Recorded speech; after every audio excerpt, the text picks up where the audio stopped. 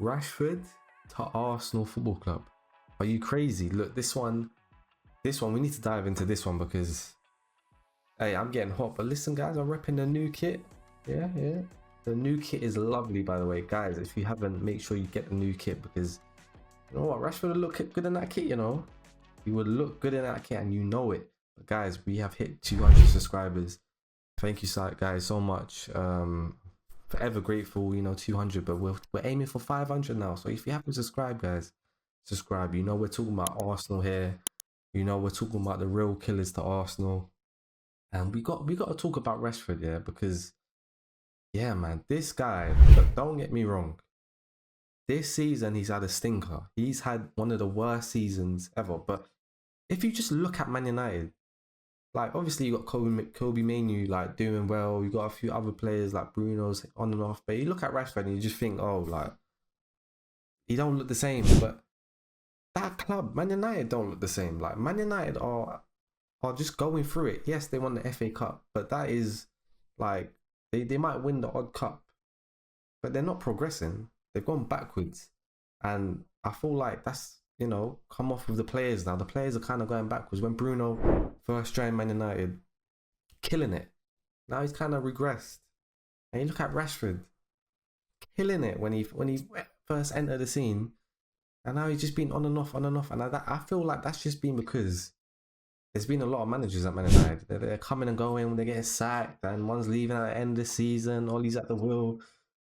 And I just feel like Rashford needs to leave Man United. He needs to leave Man United if he wants to, you know, reignite his career. And don't get me wrong, there's a player in there.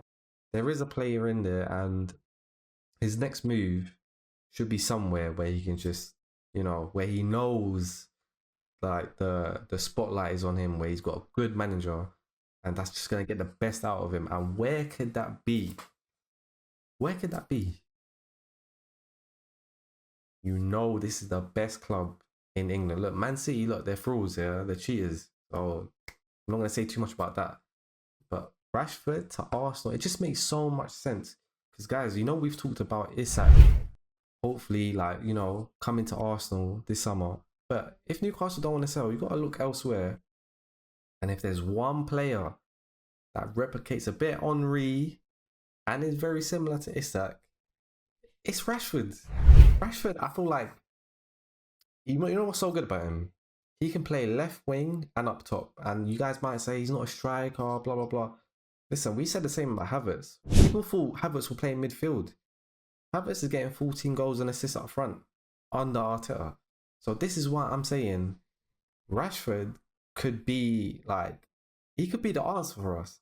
And you know, Man United fans, they're gonna be saying, oh, you'll never go to you guys and blah blah blah. Listen, if he wants to leave and Arsenal put up the money here, listen, Rashford's gonna be playing with a lot of English players as well. He's got Saka on the right, Ben White, Declan Rice. He knows. I don't think he'll turn Arsenal down, even with like how he's brought up in Manchester and how much of a Manchester United player he is in his heart. This is for his career. If he wants to have a good career, he's got to go to a club where he's performing under a good manager. And I feel like Arsenal, you know, he stays in the Premier League, he gets good money, he's in London. Yeah, he'll get back into the England squad if he, you know, does well. And he'll be playing with good players in the Champions League, going for the title. Listen, it just makes so much sense. It makes so much sense because I can see him playing left wing sometimes. You know, sometimes you've got to put Havertz up front just for that aerial presence, and then you could put Rashford on the left wing. And if someone gets injured anywhere across the front three, anyone gets injured, you could put Rashford there. And I just feel like he needs to kick up the arse at Rashford. Like, you see a lot of clips of him, like, not tracking back or, you know, doing, like, you know, like the hard work, let's just say. But if he comes to a club where that is mandatory, where Saka's doing that, where Martinelli's doing that, Trossard's doing that, you got a manager to say, you know what, if you're going to come here, you got to do this, or you're not playing. And I feel like he needs that manager. He needs that person to say, listen, get out of Manchester, come to London, play your football, no distractions, do what I say, we'll win the league. We'll win the league. That's what someone needs to say to him. And Arteta is the man to say that to him. Now, if we're talking about price points here, this is where it could get a bit sticky. In my personal opinion, you're looking at minimum 75 million. And you know there's going to be like, I would say he's probably like a 16 million player now, just because when you buy him, there's a risk of, him staying at the level he's at now where he's not doing good, or you buy him and he just becomes the player that he was before. So there's a risk. So you can't go too high, but you can't go too low. Obviously, with Arsenal putting the money to Man United, they're going to be asking for more. So I'm just saying minimum 75, but I don't think you can go over 100. Maybe even 90. I don't think you can go over 90 million. Just because it's not a guarantee with what you're going to get. But listen, 75 million for the first bid. Edu, go see what that does. Go test the waters, Edu. Because that is a transfer I believe everyone would be a fan of. Especially if you can't get Isak. If we know we can't get Isak and we can go and test the waters for Rashford, I don't think anyone will be turning their nose up against that. But another sticking point is his wages. He's on 370k a week apparently. Now that's disgusting. Yeah, even if you get 20 goals a season as a striker for Arsenal Football Club, you should not be on 375k whatever a week. Now he needs to take a pay cut for him to join Arsenal, and you're looking at if Arsenal to offer, I don't know if 200k is a stretch, but even 200k a week, it's a big package. Because if you think about it, 75 million and the wages, if they're both big, I don't know if Arsenal will do it. I don't know if Arsenal will do that, even though we bought Rice last season for a lot. If the wages are big, I don't think Arsenal will put up big money in the transfer bid. But if that wasn't a problem, and Rashford said, I'll take the pay cut, yeah, I want to come to Arsenal. For me personally, it's yes. Tick, tick, tick. Listen, if you got Rashford the first day of the transfer window, I would zip it. I wouldn't even make videos.